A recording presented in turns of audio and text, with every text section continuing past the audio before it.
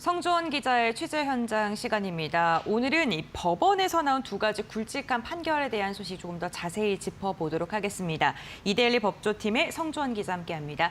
안녕하세요. 안녕하십니까? 네, 반갑습니다. 먼저 첫 번째로는요, 3천억 원대 횡령 배임 혐의로 1심에서 징역 10년을 선고받았던 박삼구 전 금호 아시아나그룹 회장의 항소심 결과가 어제 나왔다는 소식 전해드리겠습니다. 그야말로 이번 항소심 결과가 대반전이었다라는 이야기가 전해지고 있는데 어떻게 결과가 나왔습니까? 네, 어제 서울고등법원에서 박삼구 전 회장에 대한 항소심 선고 공판이 있었는데 1심에서는 박 전 회장이 징역 10년을 선고받았었습니다. 그런데 항소심에서는 징역 2년 6개월에 집행유예 4년이 선고가 됐습니다. 1심 선고 직후에 법정 구속되기까지 했었는데요. 지난해에는 이제 보석으로 풀려나면서 일단은 항소심 재판은 불구속 상태에서 진행이 되어 왔습니다. 그런데 어쨌든 항소심 선고 때 만약에 또 실형이 선고됐다면 다시 법정 구속이 될 그런 상황이었는데 항소심에서 집행유예가 선고가 되면서 다시 재수감되는 상황은 피하게 됐습니다. 이 1심 판결 때 보면은 검찰도 박 전 회장에 대해서 징역 10년을 구형했고 실제로 재판부도 징역 10년을 선고하면서 상당히 중형이 매겨졌는데 항소심에서는 징역 형량 자체도 줄면서 여기에 집행유예까지 붙으면서 그야말로 대반전에 가까운 파격적인 감형이 이루어졌습니다. 그 배경에는 1심과 2심의 재판부가 핵심 혐의를 완전히 다르게 판단했기 때문입니다.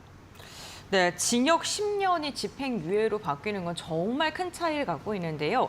그렇다면 1심과 2심 재판부가 어떠한 혐의를 다르게 받길래 이러한 결과가 되었는지 말씀해 주시죠.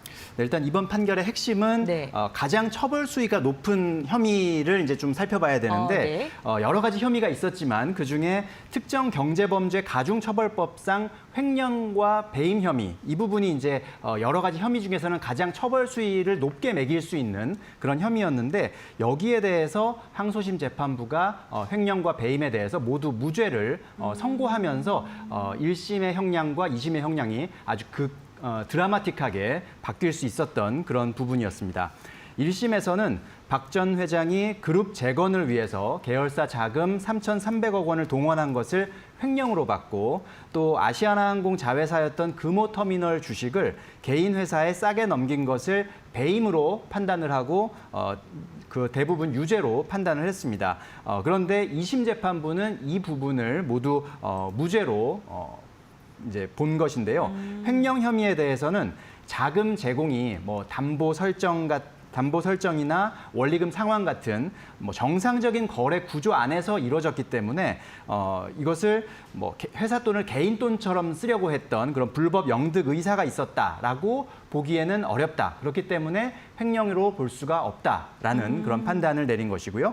배임 혐의 관련해서는 이 매각 가격이 현저하게 낮다고 볼 수는 없어서 회사에 손해가 발생했다고 단정하기 어렵다. 이렇게 판단을 했습니다. 네, 횡령과 배임이라는 가장 무거운 혐의들이 무죄가 되면서 형량이 대폭 줄어든 것으로 보입니다.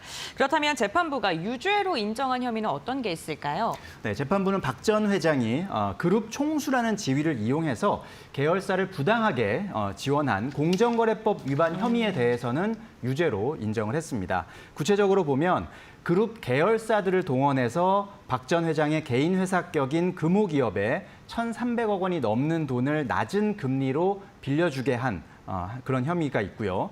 또한 아시아나항공 기내식 사업권을 스위스 게이트그룹에 넘겨주는 대가로 이 게이트그룹이 금호기업이 발행한 1,600억 원 규모의 신주 인수권 부사채 BW를 무이자 조건으로 인수하게 한 그런 혐의도 유죄로 판단을 했습니다.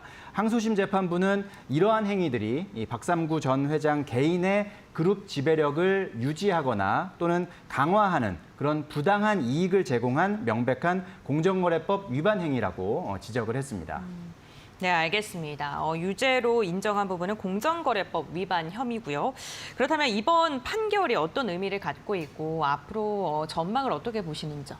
네, 일단 이번 판결을 살펴보면 네. 이 총수의 그룹 지배력 강화를 위한 그런 거래라고 하더라도 네. 형식적으로 담보 설정 또는 자금 상환 이런 절차적인 정당성을 갖추게 된다면 형사상 횡령이나 배임죄를 묻기는 좀 어렵다라는 점을 보여준 판례라고 해석할 수 있을 것 같습니다. 대신에 그 과정에서 계열사를 동원해서 총수 개인 회사에 부당한 이익을 몰아줬다면 그것은 공정거래법으로는 엄격하게 처벌받을 수 있다라는 점도 역시 확인할 수 있는 판례라고 말씀드릴 수 있습니다.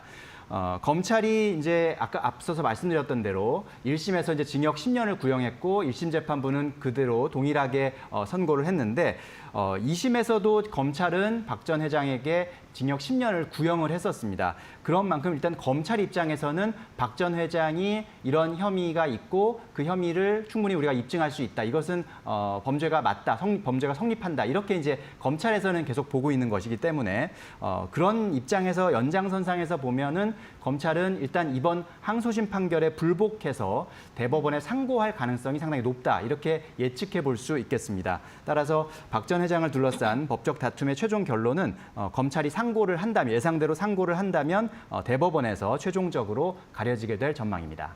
네, 알겠습니다. 결국에는 이번 판결은 그 총수의 경영 판단과 불법 영득 그 사이의 그 경계선 어디까지 볼 것인가를 좀 다시 생각할 수 있게 하는 그런 판례가 아닐까 싶습니다.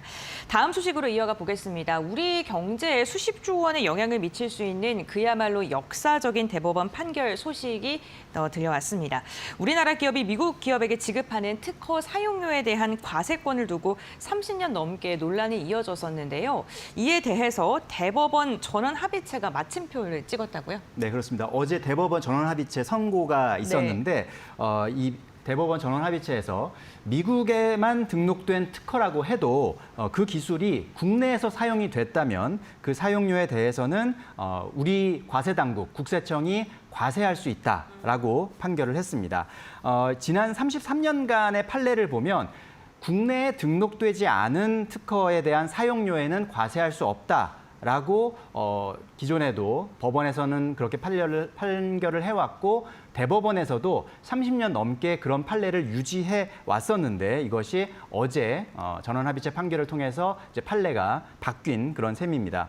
이번 판결의 의미를 살펴보면 일단 우리 정부 입장에서는 당장 일단 수조 원대의 세수를 확보할 수 있게 되고 더 나아가서는 국부 유출을 막을 수 있는 강력한 법적 근거가 마련됐다 이렇게 해석할 수가 있겠고 사실 이 사건 자체는 이제 SK 하이닉스가 제기한 소송에서 시작이 됐는데 SK 하이닉스의 문제뿐만이 아니라 삼성전자 같은 이런 미국 기업이 등록한 특허를 사용하는 우리 기업들, 우리 반도체 기업이나 또 모바일 기업 이런 기업들과 관련이 있는 그런 판결이라고 볼 수가 있겠습니다. 다만 우리 기업 입장에서는 어쨌든 특허 사용료를 이제 계약을 통해서 지급을 하는 거기 때문에 그 우리 기업 입장에서 나가야 하는 지급해야 하는 그런 특허료 총액은 큰 변화가 없습니다. 직접적인 손익 변화는 없다고 말씀드릴 수가 있는데 결국은 이 세금이 미국 기업의 몫이었던 이 세금이 우리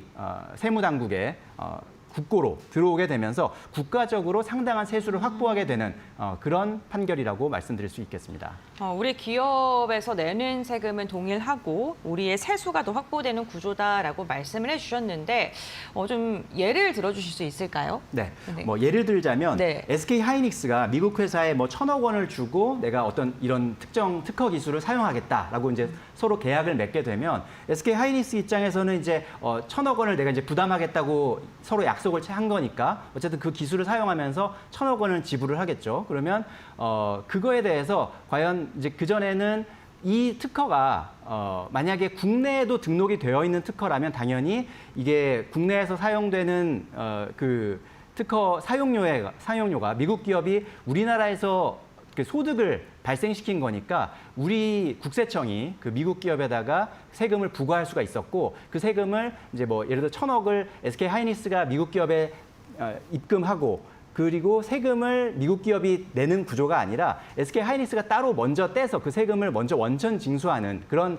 이제 구조로 되어 있었습니다. 그러니까 SK 하이닉스 입장에서는 1,000억 원이라는 지출 구조는 똑같은 것이고 그게 미국 기업의 몫으로 가느냐 아니면 우리 세무 당국이 가져가느냐의 몫이었는데 앞서 말씀드린 대로 그 특허 기술이 우리나라에 등록이 되어 있었다면 이게 과세가 가능했는데 그게 미국에는 등록이 되어 있는데 우리나라에 등록이 안 돼 있을 경우에는 이게 과세가 되느냐 마느냐를 놓고 좀 논쟁이 있었고 그런데 앞서 말씀드렸던 것처럼 지난 30년간 법원에서는 이게 만약에 분쟁이 이뤄졌을 경우에는 이거는 우리가 과세할 수 없다라고 이제 판결을 해왔던 겁니다. 그런데 이게 이제 어제 판결로 인해서 이제 우리 국세청이 그것을 과세를 할 수 있게 됐다 이렇게 말씀드릴 수가 있겠습니다.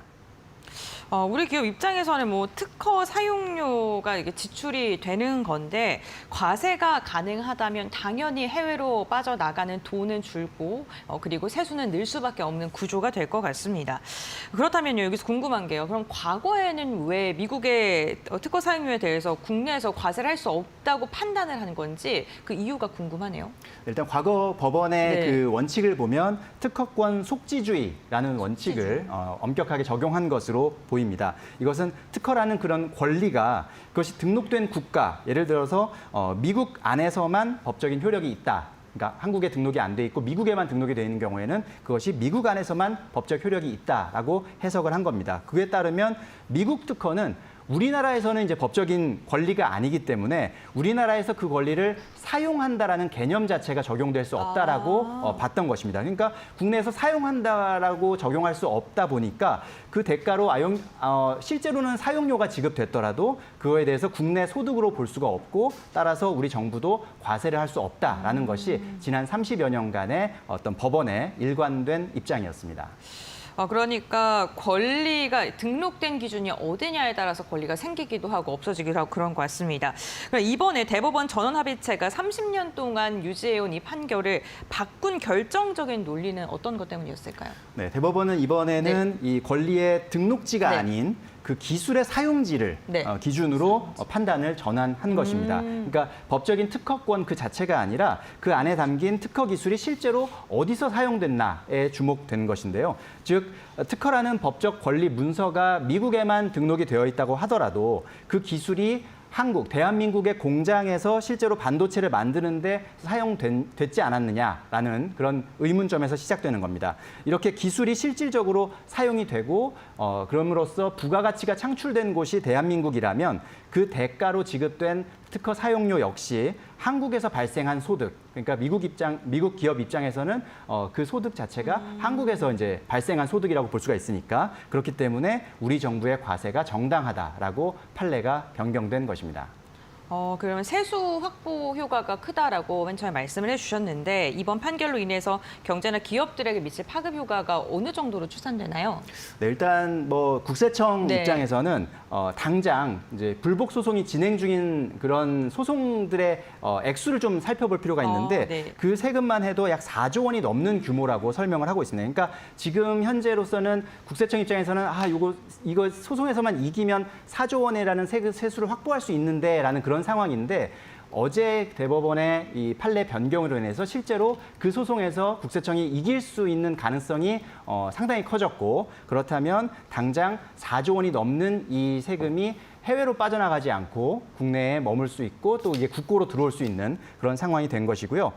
또 이 특허라는 것이 뭐 올 한 해만 쓰는 것이 아니라 내년에도 쓰고 내후년에도 쓰고 뭐 몇 년간 계속 쓰는 그런 기술이기 때문에 그렇게 봤을 때 장기적으로는 이것이 수십조 원의 세수 증대 효과 그리고 막대한 국부 유출을 막는 효과 이렇게 국세청에서는 설명을 하고 있습니다. 현재 뭐 삼성전자나 SK 하이닉스 같은 그런 기업들은 미국 기업에다가 거액의 특허료를 지불하면서 지금 제품을 생산하고 있는데 이 경우 이제 국내 기업들은 이 사용료에 대한 법인세를 원천 징수해서 이제 우리 세금으로 납부를 하게 되는 셈입니다. 이번 판결은 우리 정부의 오랜 수건을 풀어준 국제 조세 분야의 좀 역사적인 그런 판결로 기록될 전망입니다.